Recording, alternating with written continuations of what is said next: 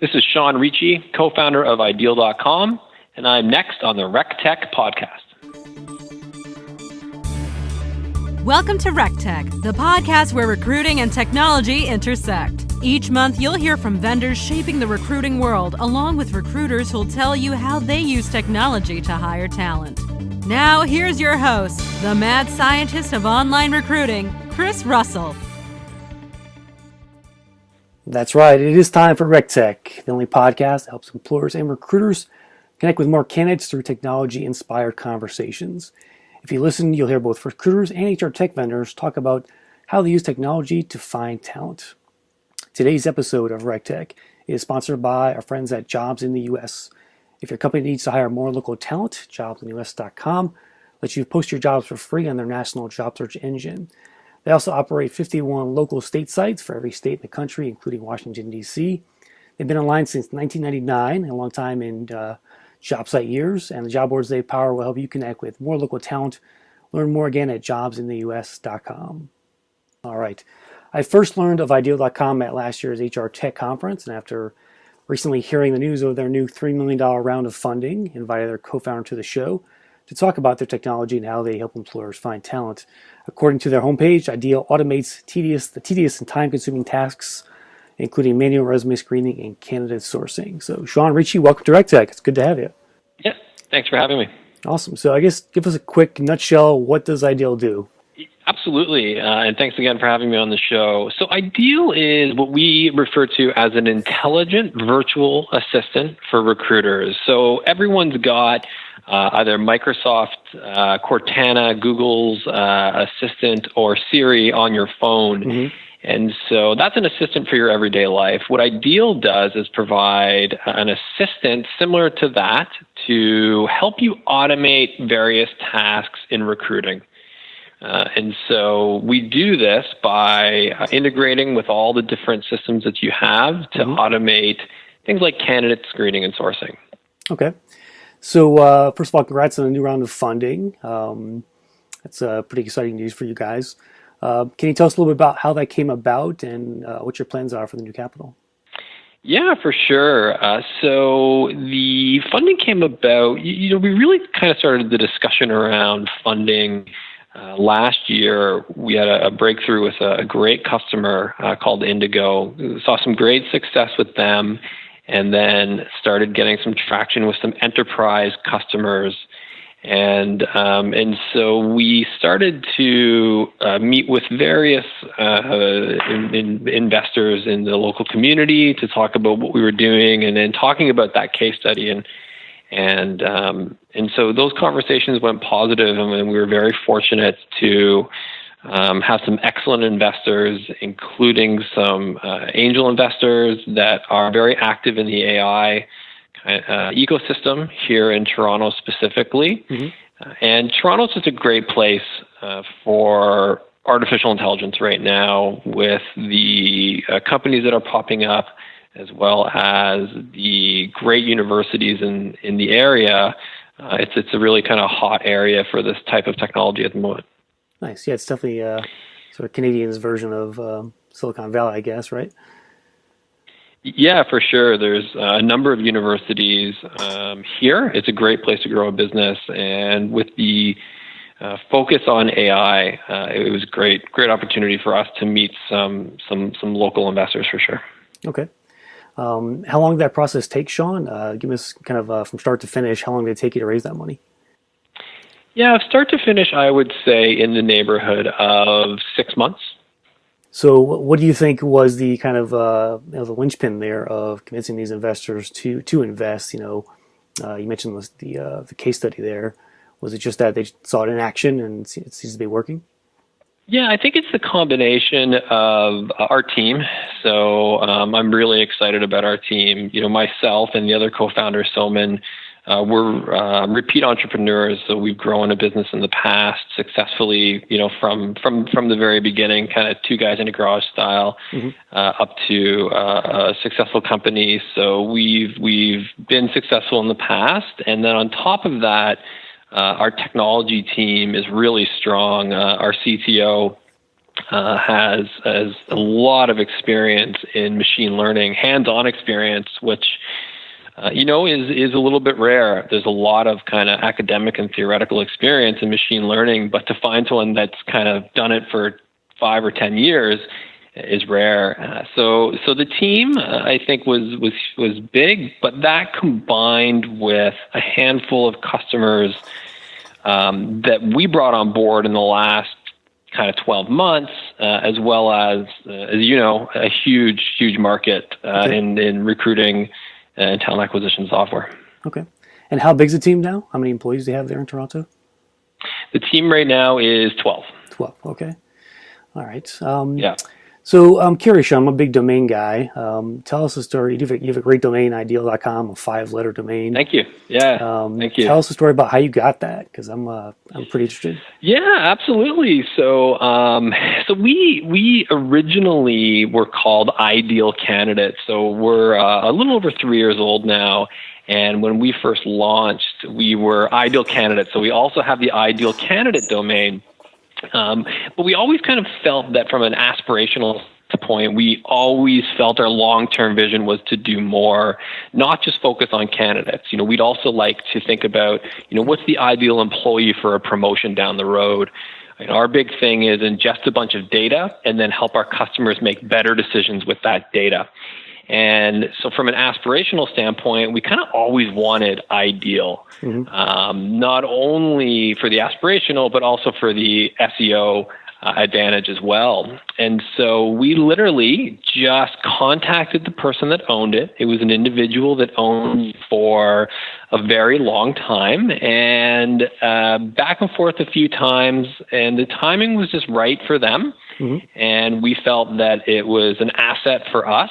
And so good old-fashioned persistence and timing. The story of a lot of successful sales, right? And it happened. And so we got it about 18 months ago, and we're really happy. We think it's a great asset for the business, and a good for our customers as well. Easy to remember. Yeah, definitely. Could you tell us how much you paid for the domain name? I can't tell you how much. I'm sorry. How about a hint? One we keep Six figures? Keep private. Yeah. No. We feel that we got a good deal on it, but more than it would cost to just buy it from GoDaddy. That's for sure. Definitely. Well, I think it was a smart move. I mean, anytime you can buy a short domain name like that, .com, it's just it lends credibility to the business overall, and like you said, it's a great asset to have. So kudos for you for seeing that out and finally getting it. So I think it's a great move. Yeah, thanks. Thank you. So part of your technology is AI based. So I wonder if you could describe some of that in terms of how that works. In terms of the back end there. I mean, what does that really mean for the average recruiter?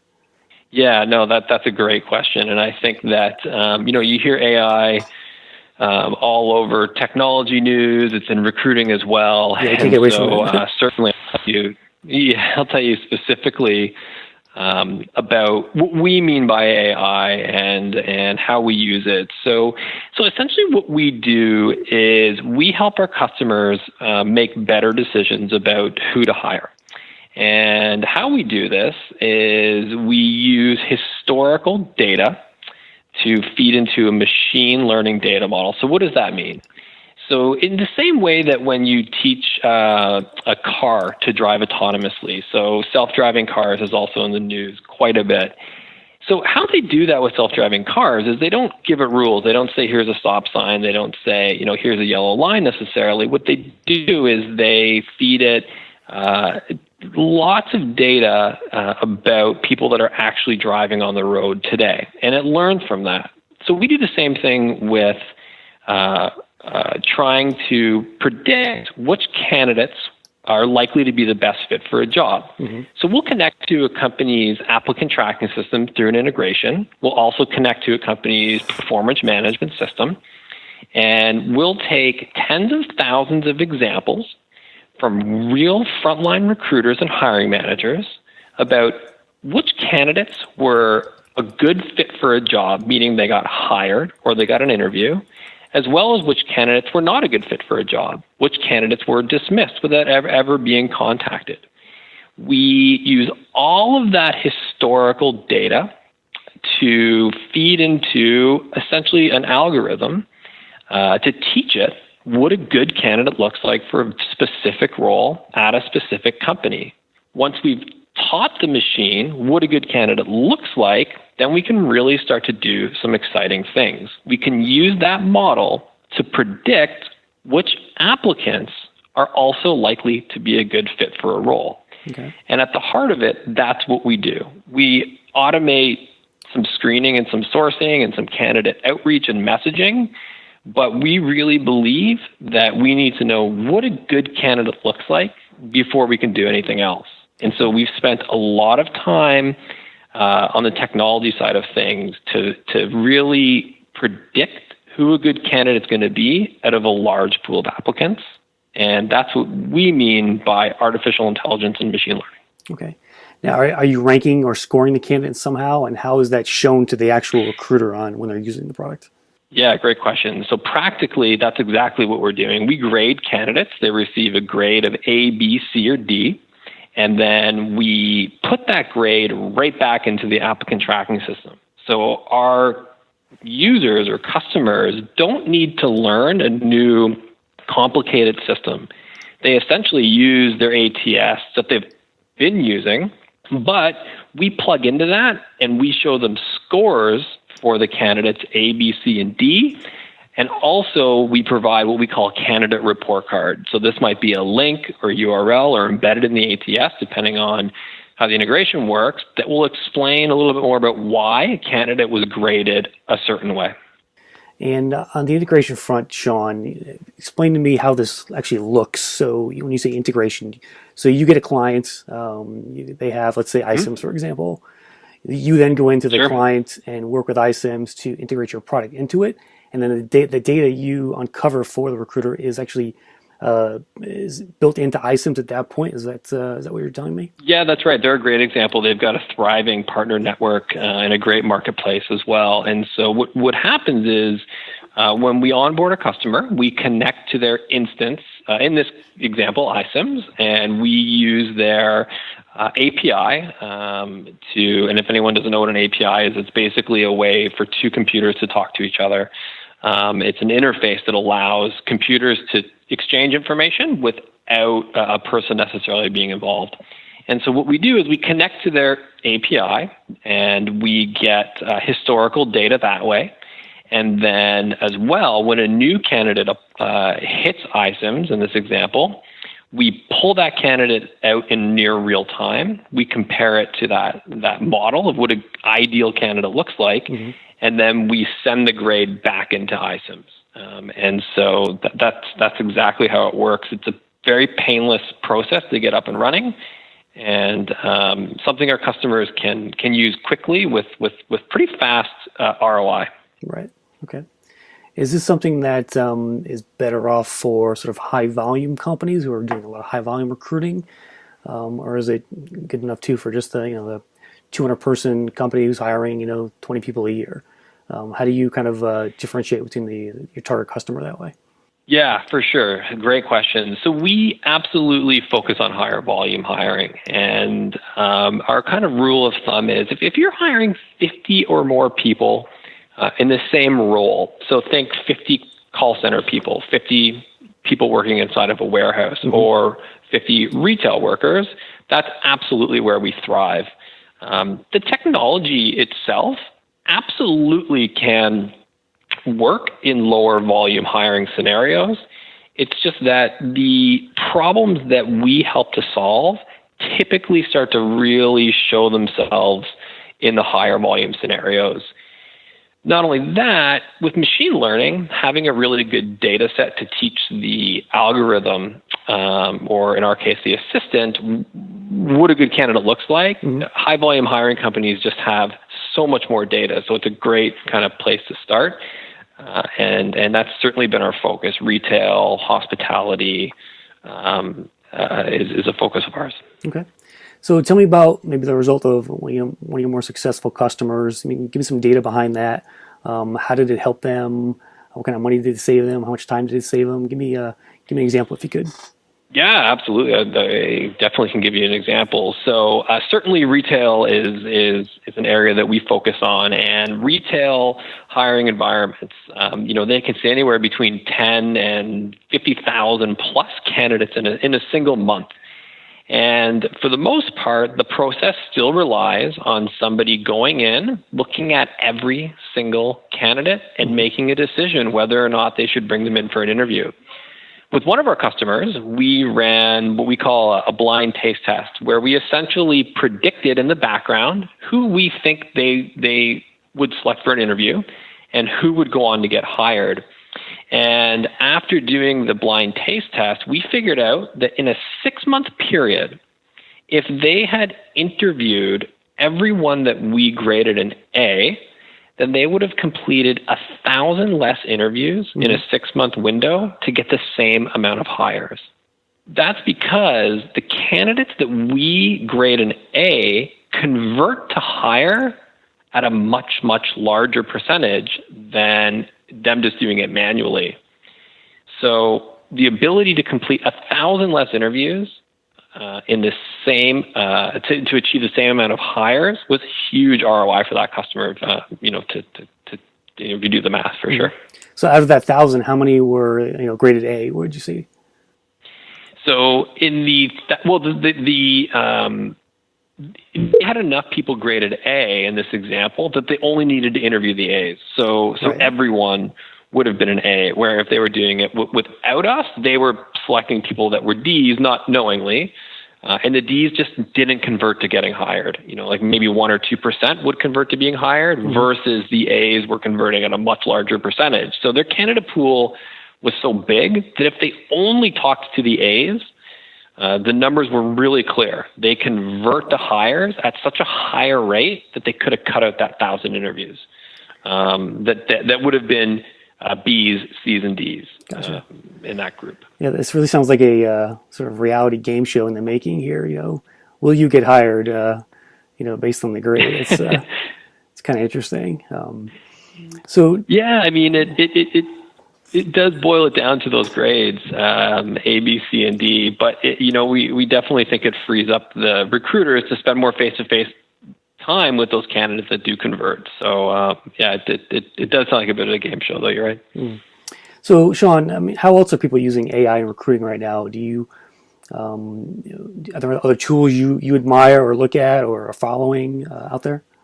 Yeah, for sure. So you're kind of seeing, AI in recruiting in kind of two different areas. It seems to be taking off. There's the candidate engagement piece, which is messaging a candidate, providing some sort of chatbot or intelligent replies and conversations through email to help engage a candidate and further qualify them. So ask them a question through either a bot or over email that seems to be missing from their profile. So that's one kind of area is candidate engagement. And then the other piece is what we've kind of been speaking about up until now on today's chat, which is the predictive abilities of machine learning, the abilities for machine learning to predict who's a top performer, who should get a promotion, who you should bring in and look at interviewing. So definitely those are kind of the big areas for sure. Okay. So from all I've seen so far about AI and recruiting, I mean, it seems like it's not going to take away recruiting jobs. It's going to basically help them get better at their job. So would you agree with that statement? And what's your take on this whole jobs thing with recruiters? Yeah, no, it's a fair concern, right? I mean, if you read about AI, that sounds like an easy assumption to make, but we definitely think it's not taking away recruiters' jobs. It's working alongside them to let them do more with less. So if you look at us specifically, a lot of our customers, especially those retail ones that we're getting, get tens of thousands of resumes in a month.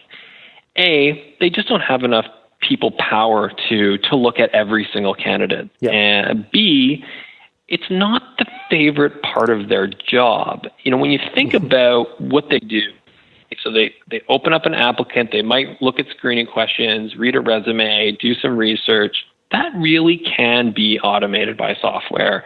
We're certainly at the point where the technology is there, and companies like Ideal are bringing it forward. So there's a scenario where we're taking taking away a part of their job that they don't really like to free them up to be more strategic and do things that, quite frankly, AI is not very good at right now, and is going to be a very long time before it gets good at, which is building relationships with candidates. That's not something that AI is really great at right now.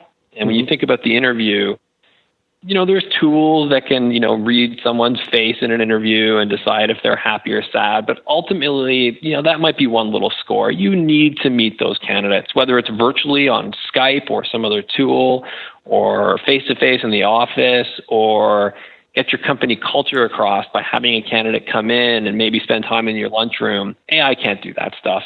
So if we can free up the recruiter and hiring manager's time to do more things, like those examples I just gave, I think the return is huge, and their jobs are not only in danger, I think they're safer because they're providing more value. Yeah. Okay, awesome. And I'll ask a couple more questions here for you, Shaun. Certainly appreciate the time. We're talking with Shaun Ricci from Ideal.com. Predictions. I mean, where is AI in 5 years as regards to recruiting? I kind of look at this and say, every ATS, whether that's is going to have a piece of this in there built in, or partner with guys like you. Is that a fair prediction, do you think? I think that's a very fair prediction. I think that you're definitely going to see the ATS is partnering or building it. And I kind of like to draw examples to candidate relationship management, so CRMs, the marketing. Some ATSs have built some marketing capabilities internally, some candidate marketing capabilities internally. And then you've also seen some vendors pop up, such as Smashfly as an example, that's doing a great job as an independent CRM that integrates. And so I think that you'll see AI mature in the same way that the recruitment marketing solutions have. So in terms of market, I think that's what we're going to see in the future. In terms of technology over the next 5 years, I certainly have kind of a dream scenario, and that's where the technology is good enough to handle the entire early part of the recruiting cycle up to the actual interview taking place. I would love to be able to know what a good candidate looks like, know where to source those candidates, either resurfacing them from your ATS, getting them from inbound, or pulling them from an external database such as a Dice or a Career Builder. So handling all of that early part, looking at all the analytics and all the data, and then scheduling that person, and a hiring manager or recruiter just ends up with qualified, interested candidates that they can spend more face-to-face time with. Nice. And last question, will you be hiring more talent yourself with these new funds? Tell us about your hiring plans. Yeah, thank you for asking, because we're definitely hiring. This the fundraising is certainly for us to pour into the product, and so we're definitely hiring software engineers. And if you go to ideal.com, there's easy ways to find out how to find this, or you can just email me directly. At this point, engineering talent, I'd happily take a personal email or connect on LinkedIn. But definitely we're hiring software engineers. We're beefing up the product all across the board. So that would be great. All right. Well, Shaun Ricci from Ideal.com, thanks for joining me today. Okay. Thank you, Chris. I really appreciate your time, and thanks for having me on the show. Certainly. That'll do it for this edition of the RecTech Podcast. Thanks again to our sponsor. Remember to check out jobsintheus.com for your local hiring needs. Follow me on Twitter at Chris Russell, or visit rectechmedia.com. There you can find the audio and links for this show on our blog. You can subscribe via iTunes, Google Play, or SoundCloud. And please leave a review if you like the show. I'd love to see a review from you guys. Hear from the listeners. Getting a couple hundred downloads per episode now. Almost 5,000 downloads overall since I started. So I appreciate the listens, and I'll see you next time.